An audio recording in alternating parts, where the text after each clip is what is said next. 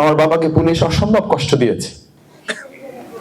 আমি বাড়িতে আসলে রাত 11টার পর আমি ঘর থেকে বের হয়ে যেতাম, আমাকে থাকতে দেওয়া হয় নাই। বিভিন্ন জায়গা থেকে ফোন করা হতো, আপনি বাড়িতে থাকবেন না, চলে যান। আমার বাবা আমাকে বলতো, কি হয়েছে তোমার, তোমার প্রতি এত তারা ক্ষিপ্ত কেন? আব্বা তখন বলতেন, আমি জানি কেন ক্ষিপ্ত, তুমি তাদের দৃষ্টিতে শত্রু হয়ে গেছো, তুমি ইসলামের জন্য দেশের জন্য কাজ করো, সুতরাং তোমাকে কষ্ট করতে হবে, তুমি আরামে ঘুমাইতে পারবে না। এরকম শীতের রাতে আমি এমন অনেক রাত হয়েছে আমার মদনপুরায়, সারা রাস্তা ঘুরে ঘুরে আমি রাত পার করে দিয়েছি। কোন বাড়িতে ঢুকবো, কোন বাড়িতে রাতে 1-2টার সময় গিয়ে কার দরজা খুলবো, কাকে কষ্ট দিব। আমার সাথে 2-1 জন থাকতেন, বলতেন, মাসুদ ভাই এই বাড়িটায় যাওয়া যাবে, এখানে চাচিকে বললেই হবে। আমি বললাম, চাচিকে বলা যাবে, কিন্তু আমি বাসায় ঢোকার সাথে সাথে ওই চাচি ভয় পাবে, ওই খালাম্মা ভয়ে ঘুমাতে পারবে না, ওই ভাবি ঘুমাতে পারবে না ভয়ে, যে মাসুদের কারণে যদি আমরা একটা বিপদে পড়ে যাই। আমার দাসপাড়াবাসী, আমার বিগত 15 বছরে অনেক রাত বাউফলে গেছে, আমি কোনো ঘরে বসে ঢুকতে পারি নাই। রাতের পর রাত আমি রাস্তায় হাঁটতে হাঁটতে রাত পার করে ফেলেছি। ফজরের নামাজ পড়ে তারপর হয়তো কোনো বাসায় ঢুকে আমি ঘুমাতে গিয়েছি। এতগুলো সময় আমি বাউফলবাসী আপনাদের সাথে থেকেছি, তারপর আমি বাউফল ছাড়ি নাই। এরকম প্রোগ্রাম করতে গিয়ে, এই আপনাদের পাশে কালাইয়াতে প্রোগ্রাম করতে গিয়ে আমার প্রোগ্রামে 144 ধারা জারি করা হয়েছে। সেই প্রোগ্রাম আমি বাদ দেই নাই, ওখান থেকে গিয়ে আরেক জায়গায় আমি প্রোগ্রাম করে ওই লোকেরা বলেছে, মাসুদ 144 ধারা না, তারা যদি এখানে আরো কিছু করে, গুলি করার নির্দেশ দেয়, তারপর বাউফলে আমরা প্রোগ্রাম করব এবং প্রোগ্রাম আপনাকে নিয়ে হবে। হয়েছে প্রোগ্রাম, কিন্তু সেটা সহজ ছিল না। যারা আসতেন তারা প্রত্যেকে জানতেন শুধু শফিকুল ইসলাম মাসুদ না, হয়তো আমাদের সবাইকে গ্রেফতার করবে, কিন্তু আমরা যদি গ্রেফতার হই, আমরা শফিকুল ইসলাম মাসুদ সহ আমরা গ্রেফতার হব, তাকে আমরা গ্রেফতার করতে দেব না। এবং আলহামদুলিল্লাহ আমাকে বাউফল থেকে তারা গ্রেফতার করতে পারে নাই। আমি এই কথাটা বলছি এজন্য, আজকে আমরা কাউকে বলতে শুনি আমরা এখন আপনাদের কাছে আসছি। 17 বছর আপনাদের কাছে আমরা আসি নাই, 17 বছর আপনাদের কাছে আমরা থাকতে পারি নাই। 17 বছর আপনি থাকতে পারেন নাই, তাহলে এখন আসবেন কেন? সুখের দিনে যদি আপনি কারোর সাথে থাকতে চান, তাহলে আপনাকে আগে প্রমাণ করতে হবে আপনি দুঃখের দিনেও তার সাথে থাকতে পারেন। সুখের দিনে থাকার অধিকার তখন পাবেন যখন দুঃখের দিনেও আপনি থাকার মতো সাহস, হিম্মত, বলিষ্ঠতা আপনার থাকবে। আমি বিগত 17 বছরের অসম্ভব ক্রান্তিকালে, দুর্দিনে, যখন আমার পিছনে পিঁপড়ার মতো গোয়েন্দা লাগিয়ে রাখা হতো, আমি কালাইয়ায় আপনাদের ঘর নির্মাণ করে দিয়ে গেছি। এই কালাইয়াতে আমি আমাদের মা বোনদের হাতে গাভী তুলে দিয়ে গেছি। খামার করার জন্য আমাদের তরুণ যুবকদের হাতে আমরা খামার করার কর্মসংস্থানের জন্য আমরা ব্যবস্থা করে দিয়ে গেছি। আমরা জানতাম যে আমাদের কোন রকম খবর পেলে এখান থেকে গ্রেফতার করা হবে। সেলাই মেশিন প্রদান আমার মা বোনদের কাছে দেওয়ার জন্য প্রোগ্রাম চলমান। আমার পিছনে দাঁড়িয়ে গোয়েন্দা পুলিশ ফোনে বলতেছে যে শফিকুল ইসলাম মাসুদ এখানে রাজনৈতিক প্রোগ্রাম করছে না, উনি একটা সমাজ কল্যাণমূলক প্রোগ্রাম করছে। বলছে কোনো প্রোগ্রাম হবে না, তাকে 10 মিনিটের মধ্যে প্রোগ্রাম শেষ করতে বলো, না হলে তাকে গ্রেফতার করো। আমাকে উনি ফোন রেখে বললো, ভাই কিছু করার নেই, আপনি প্রোগ্রাম শেষ করে দেন। আমি বললাম, না, আমি প্রোগ্রাম শেষ করব না, আমার এই সেলাই মেশিন আমার মা বোনদের হাতে তুলে দিয়ে তারপর আমি কালাইয়া থেকে যাব। আমি তুলে দিয়েছি, তারপর আমি সেখান থেকে গিয়েছি। আমার ভাইয়েরা, আজকে আপনাদের এখানে বক্তব্য দেওয়ার কোনো বিষয় নেই। আমি আপনাদের কাছে 3টি বিষয়ের জন্য এসেছি। এক, আপনাদেরকে একটু সালাম দেওয়া। এই সালামটা আমরা 3 মাসে শেষ করতে চাই না। 12ই ফেব্রুয়ারি আমাদের এই সালাম শেষ হয়ে যাবে না, আমরা এই সালাম নিয়ে জান্নাত পর্যন্ত পৌঁছতে চাই। এই কথা বললে আপনাদেরকে কেউ কেউ বললে জামাত ইসলামী জান্নাতের টিকিট বিক্রি করে। কি টিকিট বিক্রি করি আমরা? জান্নাতের টিকিট। আমি কাউকে তখন বলতে চাই, আমরা যদি জান্নাতের টিকিট বিক্রি করি এই কথা কেউ বলে, তার মানে আপনারা জাহান্নামের টিকিট বিক্রি করেন। না হলে আমাদেরকে কথা বলবেন কেন? আমরা আজকে বাউফলে সাংবাদিকরা এখানে আছেন, চ্যালেঞ্জ করে দিয়ে গেলাম, যদি জান্নাতের টিকিট আমাদের ভাই বোনদের কারো থেকে এটা উদ্ধার করতে পারেন, তারপর আমাদেরকে যা শাস্তি দেন দিয়েন। কেন কেউ উদ্ধার করতে পারছে জান্নাতের টিকিট? এগুলো আমাদেরকে মুসলিম নামের অপদার্থ যারা ইসলামকে ধারণ করতে চায় না, ভাইয়েরা, এখানে যদি 10 মিনিট আলোচনা হয় তাহলে আমাদের কি শুধু দুনিয়া আলোচনা হবে না পরকাল আলোচনা হবে? ইয়াকুলুনা ইয়া লাইতানি কদ্দামতু লি হায়াতি। এটা তো আসল জীবন না। আমাদের মূল জীবন তো ওইটা, স্থায়ী জীবন। আপনার সামনে কোন লোক যদি আপনাকে ভালোবাসে, পছন্দ করে, আপনার কল্যাণ চায়, তাহলে 1 বান টিন, 10 কেজি চাল, 20 কেজি গম, একটা ভিজের কাঠ, এইটা যত গুরুত্বপূর্ণ, তার চেয়ে আলোচনার মাধ্যমে যদি আমরা নিজেদেরকে জান্নাত উপযোগী করে গড়ে তুলতে পারি, সেই আলোচনা যদি এখানে হয়, ফাইনালি আমরা গম পাইলাম না, টিন পাইলাম না, ভিজের কাঠ পাইলাম না, টিউবওয়েল পাইলাম না, রাস্তা পাইলাম না, কিন্তু এই আলোচনা শুনে আমরা নিজেদেরকে জান্নাত উপযোগী করে গড়ে তোলার একটা সিদ্ধান্ত নিতে পারলাম, চূড়ান্ত ভাবে হিসাব নিকাশ করে আল্লাহ মাফ করে আমাদেরকে জান্নাতে দিয়ে দিল। লাভ না লস? আমার মা বোনেরা, আমার ভাইয়েরা, আল্লাহ মাফ করুন, আল্লাহ মাফ করুন, আল্লাহ মাফ করুন। হিসাব নিকাশের পর দুনিয়াতে এখানে ঘন্টার পর ঘন্টা আলোচনা হলো, পরকাল নাই, কবর নাই, জান্নাত জাহান্নাম নিয়ে কোনো আলোচনা নাই। আপনি গমের পর গম পাইলেন, টিনের পর টিন পাইলেন, রাস্তার পর রাস্তা পাইলেন, ভিজে কাঠের পর ভিজে কাঠ পাইলেন, সব পাইলেন আপনি। চূড়ান্ত হিসাবে আল্লাহ মাফ করুন, আমাকে জান্নাতের পরিবর্তে জাহান্নামে দেওয়া হলো। লাভ না লস? এবার বাউফলবাসীর সিদ্ধান্ত হবে আমরা এবার লাভের পক্ষে না লসের পক্ষে। কথা বুঝে শুনে বলেন। এবার কিন্তু অলরেডি ঘোষণা হয়ে গেছে, ভোট 2 দিনে শেষ। যেদিন নমিনেশন পাবে সেদিন, আর ভোটের আগের রাইতে শেষ। না কি বলেন? ঘোষণা তো হয়ে গেছে অলরেডি। নমিনেশন দিনই নির্বাচন শেষ, তাহলে আপনার দরকার কি? নির্বাচন তো শেষ হয়ে গেছে, আপনার দরকার কি? আপনার তো দরকার নেই তার, সে তো ইলেকশন শেষ করে দিয়েছে।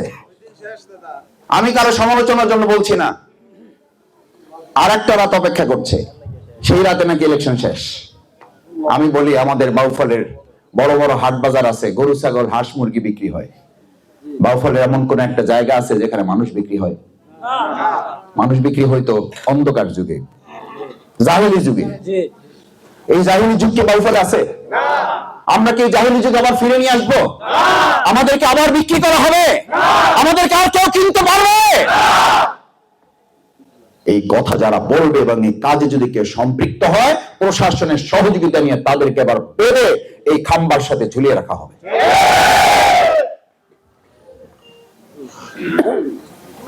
আমাদেরকে হাঁস মুরগি গরু ছাগল যেন কেউ মনে না করেন। এবার সম্মানিত ভোটার, আমি বহুবার বলেছি, আবার বলছি, সম্মানিত মুরব্বীরা, আমার তরুণ যুবকেরা, তোমাদের এই সিদ্ধান্ত নিতে হবে। আমাদের মা বোনেরা নির্বিঘ্নে ভোট দেবে এবং ভোট কেন্দ্রে যাবে, সেখান থেকে নিশ্চিন্ত মনে বাড়িতে ফিরে আসবে। এই দায়িত্ব এবার তরুণ যুবকদেরকে নিতে হবে।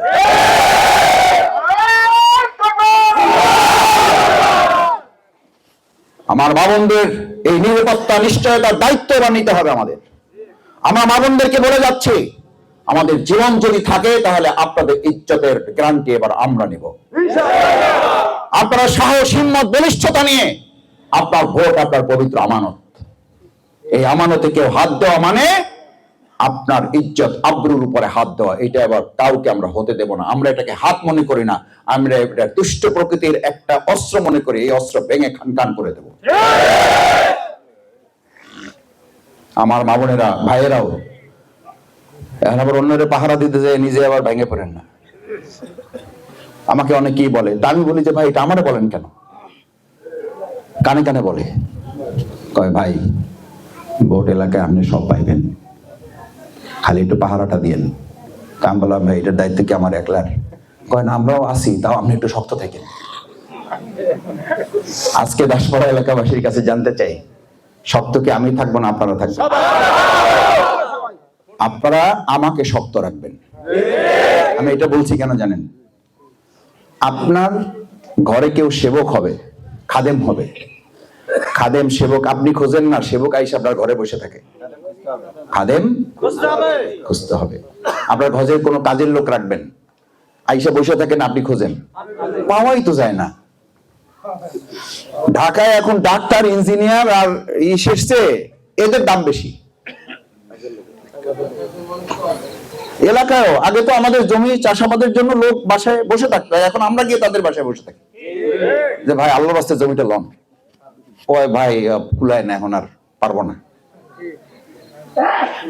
এই পরিস্থিতিতে কোনো খাদেম, কোনো সেবক এসে যদি আপনার ঘরে বসে থাকে, হাত ধরে, পা ধরে, আপনি খুব খুশি হয়ে মনে করেন আরে বাবা, যে অবস্থা খাদেমের এখনই, হেতে হাত ধরতেছে, পা ধরতেছে, তারপর রাজি হন নাই। এরপর হে পকেট থেকে এই 500 টাকার 2টা নোট বাই করিয়া কয় যে ভাই লন, এই লন, আমার একটু সেবক হিসাবে আপনার ঘরে কাজ করার সুযোগ দেন। যখন আপনার পকেটে এই 1000, 5000, 3000 টাকা ঢুকাই দেবে, তখন আপনার মধ্যে এই সেবক সম্পর্কে সন্দেহ হবে না? হবে না? কি সন্দেহ হবে? যে এ তো সেবক হইতে আসে নাই, এ তো ডাকাতি করতে আসছে। এই 1000 টাকা দিয়ে ঘরে ঢুকবে, 2 রাত 3 রাত থাকার পরে আমার এই তালা দিয়ে তারপরে সমস্ত কিছু লুট করে এখান থেকে নিয়ে যাবে। এরকম সেবক নামের এমপি আমরা 54 বছর বানাইছি, যারা বাউফলটাকে লুট করে নিয়ে গেছে। এবার আমরা এরকম সেবক বানাবো ইনশাআল্লাহ। টাকার বান্ডিল নিয়ে তারা রেডি হইতেছে, রেডি হইতেছে, কিন্তু কথা আগেই বলে রেখে গেলাম। পরে আমারে বলেন না যে মাসুদ ভাই কি করলেন, আগে তো এগুলো বলেন নাই, বলে গেলাম। এবার খাদেম যদি বানাইতে চান তাহলে এবার দায়িত্ব আপনাকে নিতে হবে, আপনাকে খুঁজতে হবে। এই 3 মাস আপনি কষ্ট করবেন, 5 বছর এই খাদেম আপনার জন্য কষ্ট করবে। আর যদি আপনি মনে করেন না খাদেম এবার এরকম চাই, 3 মাস আমার হাত ধরবে, পা ধরবে, আমি একজনের কাছে কয় মাসুদ, মুরব্বী মানুষ, কয় তুমি আলহামদুলিল্লাহ তোমার কথাবার্তা সুন্দর, একটু লোকদের আরেকটু ইয়ে করতে হবে। আমরা কি করতে হবে? হাত ধরবা, প্রয়োজনে পা ধরবা, প্রয়োজনে আরেকটু কিছু করতে হবে। আমি বললাম চাচা যান, আমি আলহামদুলিল্লাহ চেষ্টা করি। এবং অনেকে আমাকে বলেন, আমি আল্লাহ অহংকার মাফ করুন বলছি, যে তুমি যে ধরিয়া যে একটু বুকে জড়াই ধরো, এরপরে যে তুমি একটু আমাদেরকে আগলে রাখো, এটা আমাদের কাছে ভালো লাগে। আপনারা কি মনে করেন ভোটের জন্য পা ধরা উচিত? এটা কি কোনো আপনার জন্য সম্মানের? এটা আমাদের কারো সম্মানের? ওই যে বাংলা একটা কথা আছে, অতি ভক্তি চোরের লক্ষণ। চোরের লক্ষণ। আমি আপনার কাছে অসম্ভব আপনাকে শ্রদ্ধা করতে চাই, কিন্তু আপনাকে মনে রাখতে হবে, আপনাকে যদি এখন এই 3 মাস যদি কেউ পা ধরে, তাহলে 5 বছর আমাদের তার পা ধরার জন্য প্রস্তুত থাকতে হবে। আর এই 3 মাস যদি আপনি তাকে শ্রম দেন, তার পিছনে কাজ করেন, যে না এবার মাসুদ ভাই আপনাকে আমাদের লাগবে, এটা আপনার প্রয়োজন না, এটা আমাদের এবং আমাদের বাউফলের প্রয়োজনের, প্রয়োজনের জন্য আমরা যা করা দরকার আমরা সব করব, শুধু আপনি শক্ত হয়ে একটু থাকবেন। এই কথা যদি বলতে পারেন, তাহলে 54 বছরে এই বাউফল পরিবর্তন হবে, না হলে লিখে রাখেন এই বাউফলের পরিবর্তন হবে না। আমি বাউফল এমপি হইতে আসি নাই, আমি পরিবর্তন করতে এসেছি। আমি বাউফলে মাদকের কবর রচনা করতে এসেছি। আমি আপনাদের কথা দিয়ে যাচ্ছি, 90 দিনের মধ্যে দুর্নীতির কবর রচনা হবে যদি আল্লাহ আমাকে কবুল করেন, আর আপনারা যদি আমাকে সমর্থন দিয়ে আপনাদের সেবক হওয়ার সুযোগ দেন। 90 দিনের মধ্যে আমি দুর্নীতির কবর রচনা করব যদি আমাকে সুযোগ দেন।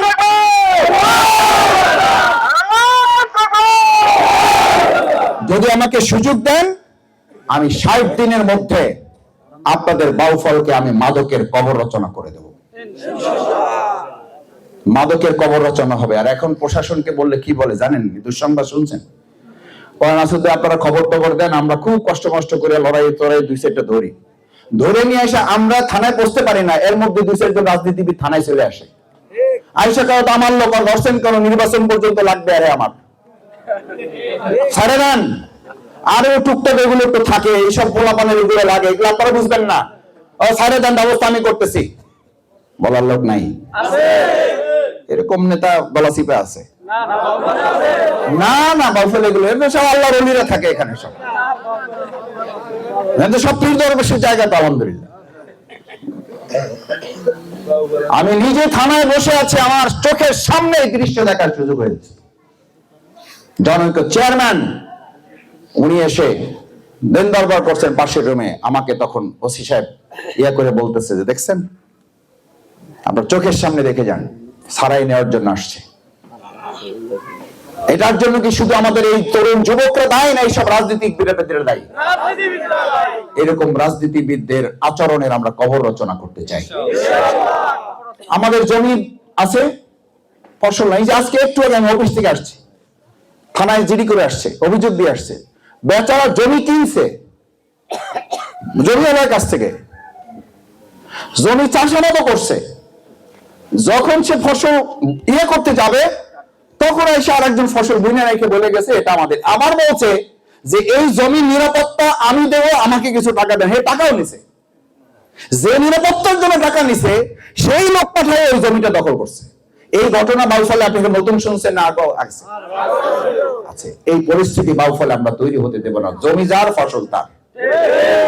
এই অবস্থার পরিবর্তন চাইতে হইলে শুধুমাত্র আপনি একা এইটা বললে হবে না, মাসুদ ভাই পাহারা আপনি দেন। এবার ভোট কেন্দ্র আপনি পাহারা দেবেন, বাউফলের পাহারা আমরা দেব। আপনাকে 12ই ফেব্রুয়ারি ভোট কেন্দ্র পাহারা আপনারা দেবেন, আমরা 5 বছরে বাউফলের পাহারাদারি চৌকিদারি আমরা করব। 17 বছর তো রাস্তায় রাস্তায় ঘুরছি, আর না হয় 5 বছর ঘুরবো। 17 বছরের মধ্যে 12 বছর তো ঘুরতে পারি নাই, না হয় আর 5টা বছর আপনাদের পিছনে পিছনে ঘুরবো। দেখি না বাউফলটা পরিবর্তন করা যায় কিনা।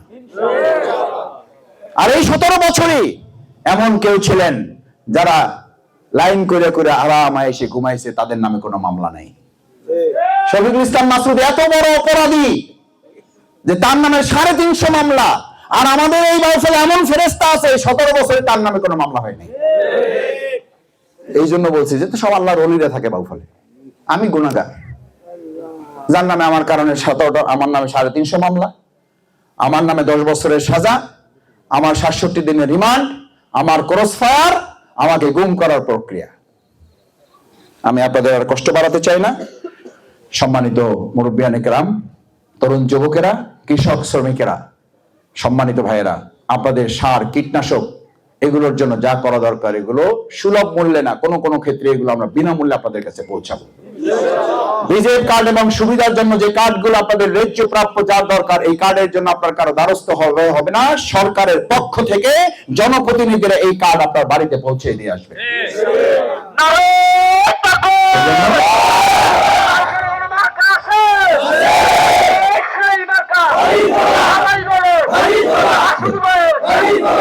সম্মানিত ভাইয়েরা, শেষ কথা বলি। আমি বিগত 17 বছর,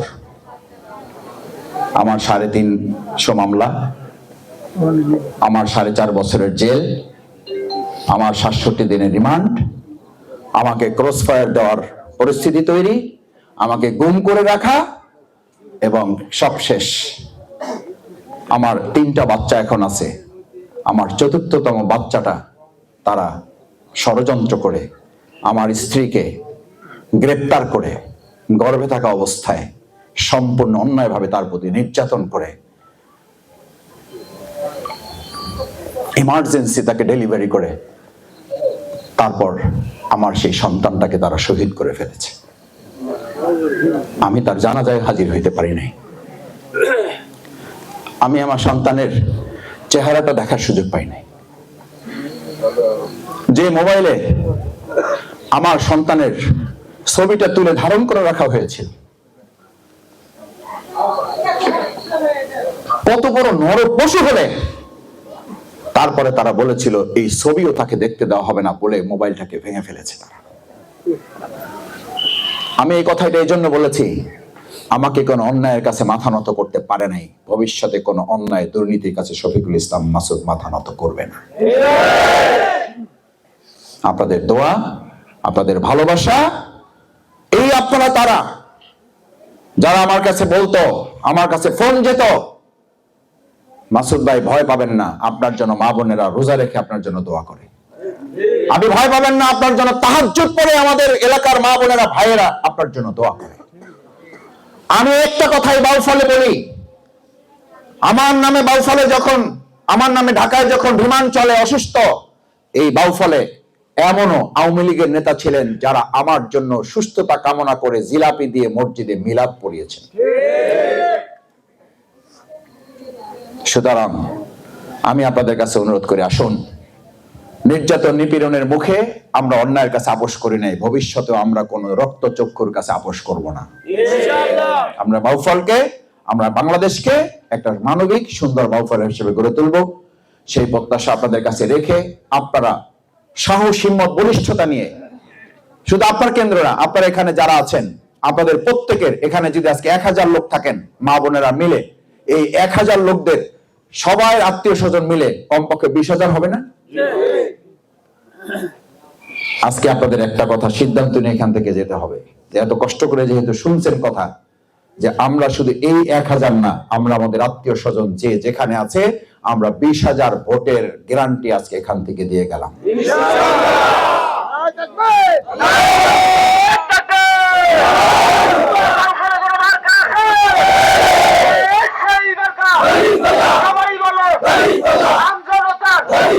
সম্মানিত ভাইরা বোনেরা, একই সাথে ওই ভাইদেরকে, ওই বোনদেরকে বলতে হবে, আমরা শুধু দাসপাড়ার এই 8 নং ওয়ার্ডের কেন্দ্র, 1 নং ওয়ার্ডের আমরা কেন্দ্রের না, আমরা পুরো বাউফল যে যেখানে আছে সেখানকার কেন্দ্রের পাহারাদারির দায়িত্ব এবার আমরা গ্রহণ করব। সেই প্রত্যাশা ব্যক্ত করে এই বাড়ির যারা আমাদেরকে এই সুন্দর আয়োজন করার সুযোগ দিয়েছেন, আমরা তাদের জন্য দোয়া করতে চাই। যারা কষ্ট করে এখানে উপস্থিত হয়েছেন তাদের জন্য দোয়া করতে চাই। যারা আসতে চেয়েছিলেন কোনো কারণে আসতে পারেন নাই, আমরা তাদের জন্য দোয়া করতে চাই। যারা আসতেও চান নাই তাদের জন্য আমরা দোয়া করতে চাই। আল্লাহুম্মা আমিন।